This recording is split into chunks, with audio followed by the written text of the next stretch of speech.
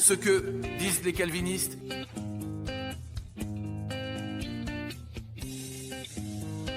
Bientôt, choisis une autre voie. Je n'essaie pas de faire ce que tout le monde fait, juste parce que tout le monde fait ce qu'il fait. Si une chose est sûre, je récolterai ce que j'ai semé. Je marche sur ce chemin qui est le mien, ce chemin qui me guide. Alors, ai-je tort de penser que notre choix est réel?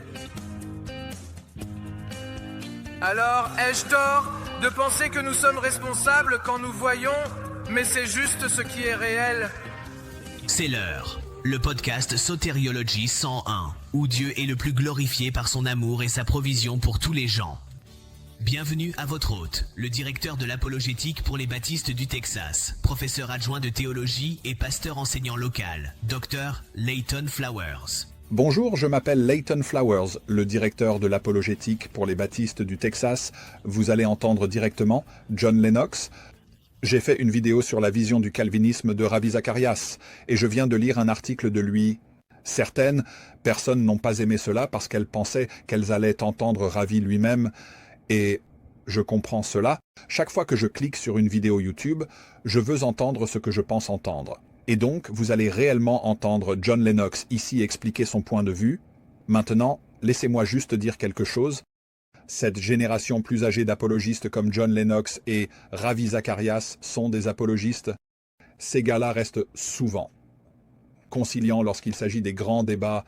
Si vous allez sur le site web du Dr Zacharias, il ne prend pas vraiment parti. En ce qui concerne le calvinisme, mais quand vous écoutez sa défense du libre arbitre, quand vous écoutez ses interprétations de Romains 9 et 2, Pierre 3, 9 et les autres passages, mon argument est, et je maintiens cela, qu'il enseigne et croit, comme nous en tant que traditionalistes. Il ne tombe pas dans le camp arminien pur ou le camp calviniste pur. Il prend une voie conciliatoire et ne s'engage vraiment envers personne d'un côté ou de l'autre, car ce n'est pas vraiment son objectif et ce n'est pas ce qu'il veut mettre en avant. Et beaucoup de la génération plus âgée d'apologistes, ils ont un peu emprunté cette voie. Sur cette question particulière, ne nous engageons pas là-dedans. John Lennox est dans le même genre de camp. Il ne dit pas clairement calvinisme ou arminianisme. Il n'utilise pas ce vocabulaire, mais ses interprétations et ses mots s'alignent très clairement avec la vision du libre arbitre, de la création de Dieu, une affirmation du choix de la manière dont nous le définirions. Et quand vous écoutez ces mots, il devient très évident qu'il ne partage pas les mêmes opinions que des hommes comme John Piper, par exemple, qui nie très clairement le concept d'autodétermination ou la capacité du libre arbitre tel que défini typiquement par des philosophes comme John Lennox. Et donc, avec cela en tête, gardez à l'esprit qu'il ne va pas être spécifique et parler spécifiquement du calvinisme, mais il va très clairement défendre la doctrine du libre arbitre telle que nous la comprendrions, et il va donner de très bonnes explications, à mon avis, sur la façon de traiter ces questions difficiles du point de vue d'un apologiste s'attaquant également aux athées, ainsi que sur la manière de répondre à des questions philosophiques très difficiles. Écoutons. Parlez-moi d'un Dieu qui a créé l'atome. C'est exact? Qui soutient l'univers? Qui a inventé la lumière? Qui a peint chaque couleur? Qui a inventé l'esprit humain? Pourquoi ne le pourrait-il pas alors? Pourquoi n'aurait-il pas pu créer un univers qui ne se serait pas mis dans un tel désordre? Dieu n'aurait-il pas pu créer des êtres qui ne pécheraient pas, qui ne se détruiraient pas entre eux? Ma réponse pourrait vous choquer. Bien sûr qu'il le pourrait. Bien sûr qu'il le pourrait. Nous les fabriquons, vous savez, dans des laboratoires, nous les appelons des robots.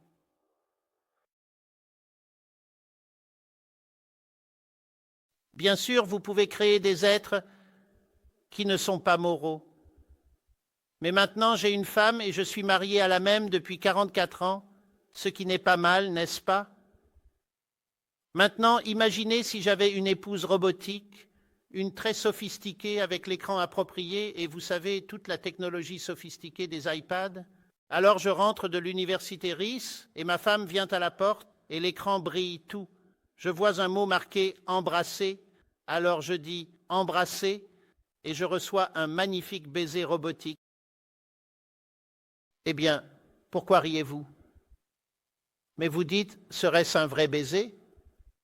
Eh bien, ils fabriquent des robots qui sont très similaires aux êtres humains de nos jours. Mais vous savez que ce ne serait pas réel parce qu'il n'y a pas de choix. Dans la question, elle est programmée pour faire ce qu'elle fait. Maintenant, laissez-moi l'expliquer soigneusement. Bien sûr, Dieu pourrait créer un univers avec des créatures qui, en ce sens, ne peuvent pas pécher. Il y en a plein, des animaux. Quand le lion vous arrache la tête dans le zoo parce que vous l'avez mise entre les barreaux, nous ne le mettons pas devant la haute cour. Maintenant, mesdames et messieurs, je pense que C.S. Lewis m'a beaucoup aidé ici. Je ne pense pas que ce soit la réponse finale, mais c'est une façon de voir que pour créer des êtres capables d'aimer, ils doivent avoir la capacité de haïr. Si vous allez avoir la capacité de dire oui, vous devez avoir la capacité de dire non. Et vous dites, eh bien, pourquoi Dieu a-t-il fait cela? Pourquoi avez-vous des enfants? Je n'oublierai jamais d'avoir tenu mon premier enfant dans mes bras et de réaliser que j'avais amené cette petite fille dans le monde. Elle pourrait grandir pour me dire non. Pourquoi prendre le risque? Y pensez-vous parfois? Pourquoi le faisons-nous, mesdames et messieurs? Parce que nous réalisons qu'étant donné le risque, les avantages l'emportent. Sur le risque, vivre dans un monde où l'amour est possible, nous aspirons tous à un monde où l'amour est réalisé et vous espérez qu'un jour, peut-être que vous y êtes déjà, vous, étudiants de RIS, que vous rencontrerez quelqu'un et tomberez amoureux d'eux et qu'ils tomberont amoureux de vous et qu'ils vous apprécieront et qu'ils vous choisiront. Et la valeur de cela, et vous savez que cela comporte un risque inhérent. Dieu a pris un risque en créant un univers avec des personnes dedans, faites à son image, capables de choisir, capables de dire oui à Dieu et également capables de dire non, des êtres moraux. Une des grandes questions qui se posent est la justice. Maintenant, Dawkins dit qu'il n'y a pas de justice. Et si l'athéisme est vrai, mesdames et messieurs, la grande majorité des gens ne recevra jamais de justice. Et s'il n'y a pas de vie après cette vie, il n'y a pas de vie pour obtenir justice. Donc, ils ne recevront jamais de justice.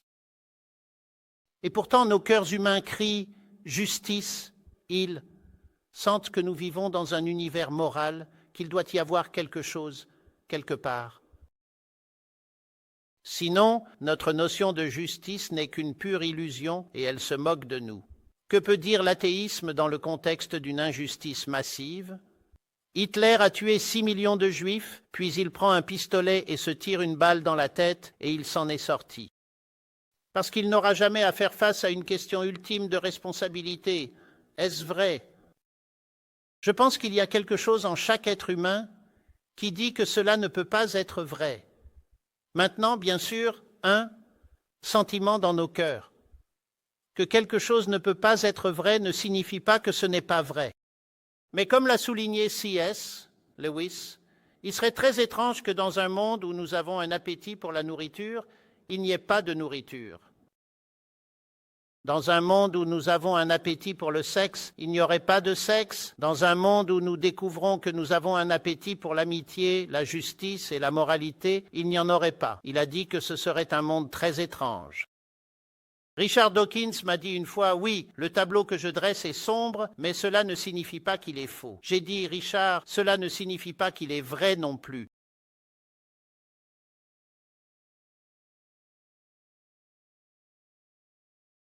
Il y a une autre question que nous pouvons poser, et la voici. Étant donné qu'il y a un risque, Dieu a-t-il prévu quelque chose si les choses tournaient mal? J'adore cette question. Vous voyez, même le libre arbitre nous dirige vers Christ, la provision. C'est l'une des raisons pour lesquelles, si vous n'aimez pas le terme traditionnalisme, j'adore le terme provisionnalisme. Vous n'avez pas à le limiter aux traditionalistes baptistes du Sud. Vous pouvez vous appeler un provisionaliste. En d'autres termes, je crois que Dieu fournit tout ce qui est nécessaire à chaque homme, femme, garçon et fille pour qu'ils puissent expérimenter la vie éternelle. Que Dieu fournit tout ce dont nous avons besoin. J'adore le terme provisionaliste. Si je pouvais renommer traditionaliste en provisionaliste pour que les gens ne puissent pas venir en disant « Eh bien, ce SBC a été fondé par des calvinistes » et entrer dans tout ce débat, qui s'en soucie, appelez-nous provisionalistes, d'accord? Je serais heureux de porter ce nom.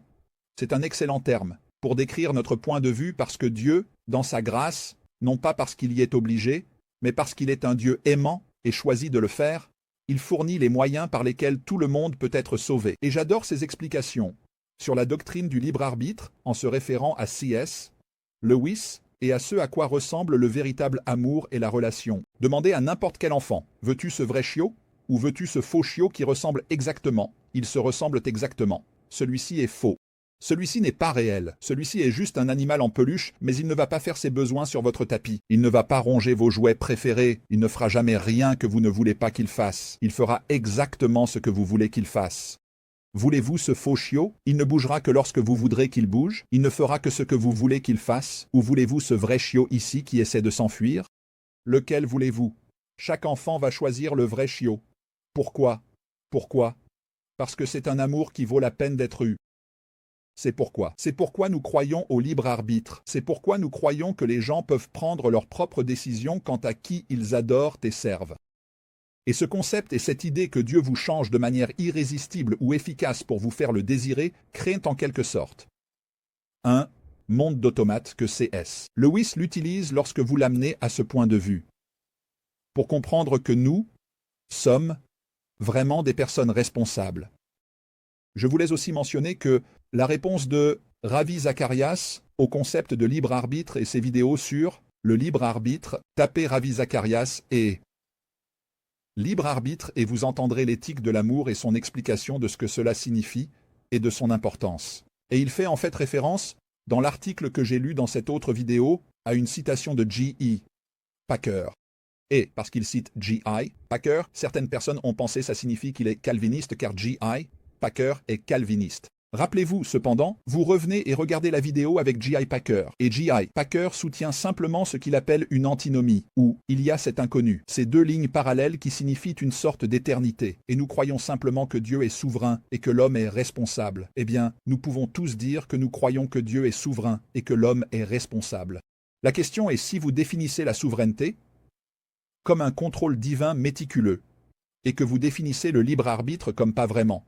Un libre arbitre comme le fait Ravi Zacharias ou John Lennox, et que vous redéfinissez le libre arbitre comme des personnes faisant ce qu'elles veulent faire, mais leurs désirs sont finalement déterminés par leur Dieu, alors, oui, vous pouvez faire semblant, ou du moins donner l'impression que vous croyez au véritable libre arbitre, en redéfinissant le libre arbitre comme agissant selon des désirs que Dieu vous contrôle finalement d'avoir, mais ce n'est pas la liberté. Ce n'est pas la liberté de la volonté telle que définie par Ravi Zacharias, William Lane Craig, John Lennox ou tout autre apologiste et philosophe notable. Et donc ce concept, ne laissez pas les calvinistes redéfinir le libre arbitre pour signifier quelque chose qu'il ne signifie pas. Le libre arbitre est la capacité contracausale de s'abstenir ou de ne pas s'abstenir d'une action morale donnée. C'est la capacité de faire un vrai choix. Cherchez le mot choix dans le dictionnaire Webster. C'est le libre arbitre, la capacité de choisir parmi les options disponibles. Ce n'est pas être contrôlé par votre plus grand désir prédéfini. Cela s'appelle l'instinct animal. Les lions ont un instinct animal. Les animaux choisissent selon leur instinct. Ils ont des désirs réflexifs. Ils ne délibèrent pas. Ils ne raisonnent pas. Ils ne choisissent pas. Nous le faisons. Nous avons de nombreux désirs concurrents et nous choisissons parmi ces désirs celui que nous allons agir pour satisfaire. Ce concept, cet argument circulaire selon lequel nous choisirons toujours en fonction de notre plus grand désir prédéterminé. Et comment savez-vous quel est votre plus grand désir prédéterminé? Eh bien, parce que c'est celui que vous choisissez. Et pourquoi l'avez-vous choisi? Parce que c'est le plus grand. C'est un argument circulaire. C'est insensé. Cela ne signifie absolument rien de dire que nous choisissons en fonction de notre plus grand désir prédéterminé, car la seule façon de savoir quel est votre plus grand désir prédéterminé, c'est que vous l'avez choisi. Et vous supposez simplement en posant la question que ce n'était pas votre choix d'agir selon ce désir, plutôt qu'un autre sur lequel vous auriez pu agir. Et c'est ce qui nous sépare des animaux. Nous sommes des êtres moraux parce que nous avons le pouvoir de l'autodétermination. C'est une partie de l'imago Dei. Nous avons été créés à l'image de Dieu pour pouvoir faire de véritables choix, pour choisir parmi les désirs qui s'affrontent en nous sur lesquels agir, et c'est notre responsabilité. C'est pourquoi nous sommes tenus responsables de nos choix. Je veux jouer une dernière vidéo en conclusion de John Lennox, qui a été interrogé sur l'apologétique, et sur le libre arbitre de l'homme et la souveraineté de Dieu, et comment y faire face même de la part de l'athée qui a posé cette question. Écoutez et regardez cela. John Lennox a un triple doctorat dans les domaines des sciences et des mathématiques et est professeur à l'université d'Oxford. Aujourd'hui, nous allons l'entendre répondre aux questions du public après une conférence qu'il a donnée sur le chapitre 37 de la Genèse. Ce chapitre soulève de nombreuses questions que nous débattons encore aujourd'hui, mais le docteur Lennox les aborde avec éloquence grâce à son intellect et son esprit remarquable. Passons directement à la première question. Vous en avez parlé un peu ce matin, mais c'est à propos de la souveraineté de Dieu par rapport à le libre arbitre des humains, oui, et je suis dans un dialogue avec un athée, c'est un gars brillant, vraiment. J'ai mes propres façons de lui répondre, mais je veux savoir ce que vous diriez s'il dit que comment Dieu peut-il être souverain sur tout si c'est un Dieu tout-puissant? Et aussi ne pas nous avoir donné un déterminisme? Comment Dieu nous donne-t-il le libre arbitre et ne pas être tout-puissant? Et aussi, si Dieu savait que l'humanité allait se tromper, que nous allions pécher, alors comment est-il juste pour Dieu, sachant que cela allait arriver, de punir l'humanité pour son péché? Donc, encore une fois, j'ai répondu d'une certaine manière à lui, et je pense que c'est assez complet. Je voulais juste entendre ce que vous en pensez. Je pense que c'est assez complet. Combien d'heures avez-vous? Maintenant, c'est une question immensément importante, et c'est en quelque sorte une question que nous aborderons progressivement au fur et à mesure. Mais je suis très heureux que vous l'ayez posée du point de vue de l'athéisme. Je veux dire une chose à ce sujet. La façon dont vous l'avez formulée est la façon dont c'est normalement formulé. Comment Dieu pourrait-il être souverain sur l'histoire et vous donner le libre arbitre? Eh bien, quand les gens me posent cette question, je leur demande « qu'est-ce que la conscience ?» Et bien sûr, ils me disent qu'ils ne savent pas. Ils ne savent même pas, nos amis physiciens, ce qu'est l'énergie. Ce sont des choses beaucoup plus simples que la question que vous m'avez posée. Vous m'avez posé la question « comment ?»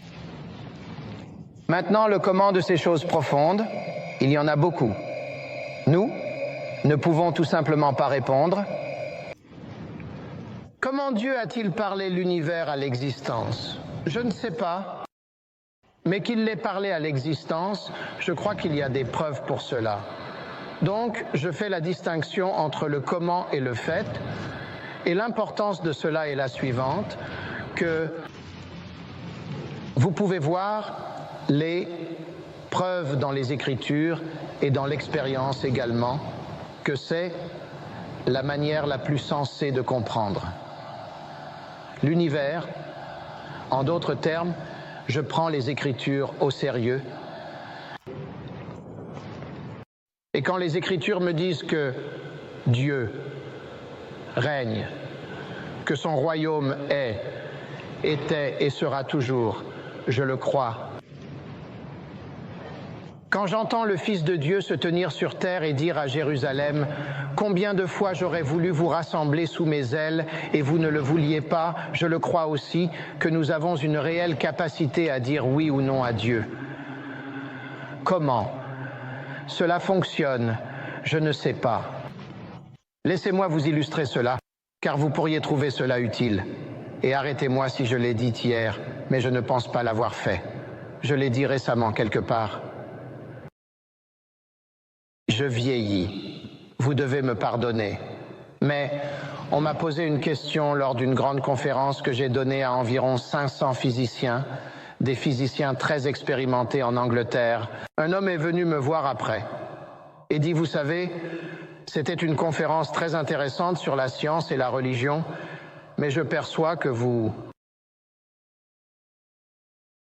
Et il a dit, mais regardez, il a dit, vous savez, en tant que chrétien, vous êtes obligé de croire que Jésus est le Fils de Dieu. J'ai répondu, c'est vrai. Il a dit « Expliquez-moi comment cela peut être ». Et j'ai dit « Eh bien, très facilement, mais en échange, je vais vous poser une question ». Et donc je lui ai demandé ce qu'était la conscience, et il a dit qu'il ne savait pas. Puis je lui ai demandé ce qu'était l'énergie, et il a dit « Eh bien, nous pouvons la mesurer et l'utiliser ». J'ai dit « Ce n'était pas ». J'ai dit « Intéressant. Vous croyez à la fois en la conscience et en l'énergie ?» Non. Et vous ne savez pas ce qu'ils sont. Devrais-je vous considérer comme un physicien ? Et il a dit, ne le faites pas. J'ai répondu, vous alliez me considérer... Parce que je ne pouvais pas vous expliquer comment Jésus pourrait être à la fois Dieu et homme. Mais vous constatez que je le crois tout à fait correctement. Et j'ai dit, pourquoi croyez-vous en la conscience et en l'énergie ? Eh bien, c'était un peu trop philosophique pour lui. Donc, j'ai dû l'aider parce que je suis une personne gentille dans le fond. Et j'ai dit, vous ne les croyez pas parce que vous les comprenez pleinement, mais à cause de leur pouvoir explicatif. Il a dit, c'est vrai. Et j'ai dit, c'est exactement pourquoi je crois que Jésus est à la fois Dieu et homme. Pas parce que je comprends comment. Si nous ne comprenons pas la nature de l'énergie, comment pourrions-nous comprendre la nature de Dieu? Mais je le crois parce qu'il y a des preuves que c'est vrai. Tout comme je crois que la lumière est à la fois des ondes et des particules, aussi difficile que je trouve cela à concilier. Et vous pouvez voir la pertinence par rapport à votre question. C'est l'une de ces questions où les gens, parce qu'ils ne peuvent pas l'intégrer intellectuellement, ont tendance à la mettre de côté ou de l'autre. Il me semble que les Écritures enseignent les deux choses et que ces histoires que nous examinons sont une explication de leur fonctionnement, afin que nous puissions voir comment cela se rapporte à nos vies. C'est